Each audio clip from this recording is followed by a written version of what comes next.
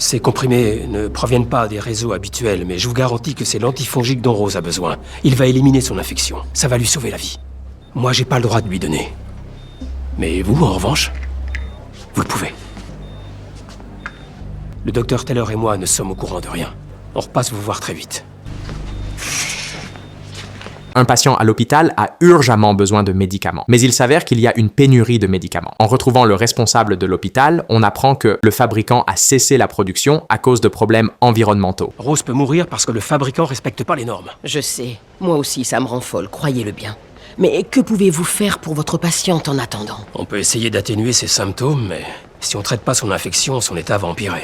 Très bien, je vais continuer de voir ce que je peux faire de mon côté. Et bien sûr, je vous tiens informé dès qu'il y a du nouveau. Après le départ de Goodwin, Taylor propose une idée au Dr. Holt. Elle a une camarade de faculté de médecine qui peut se procurer des médicaments auprès d'un fabricant. Ces médicaments sont généralement destinés aux étudiants qui veillent tard, mais il semble avoir accès à toutes sortes de médicaments. J'ai l'impression de parler à une dealeuse. Je sais, c'est illégal, mais on n'a pas tellement de solutions. Et comment on sait si on peut lui faire confiance? Il travaille avec des pharmaciens. Il n'y a aucun doute à avoir sur la qualité des médicaments. Le Dr. Holt avertit Taylor qu'il risque de se voir retirer leur licence, voire d'être emprisonné. Bien qu'ils veuillent aider le patient, ils ne peuvent pas faire cela. Mais peu de temps après, le choc septique du patient s'aggrave de plus en plus. Sa tension artérielle baisse et il commence à délirer. Bien que le Dr. Holt lui ait administré des médicaments, cela ne semble pas avoir d'effet. Voyant cela, Taylor quitte la chambre et passe un appel téléphonique. Le Dr. Holt cherche de l'aide partout, sans succès. Taylor apporte du voriconazole. C'est un délit.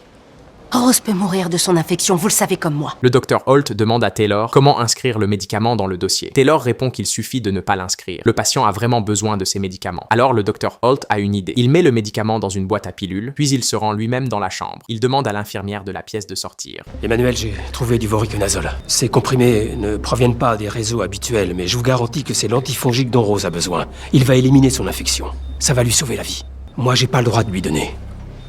Mais vous, en revanche, vous le pouvez. Le docteur Taylor et moi ne sommes au courant de rien. On repasse vous voir très vite.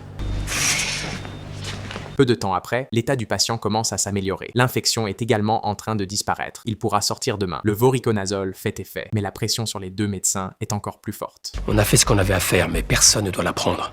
Jamais.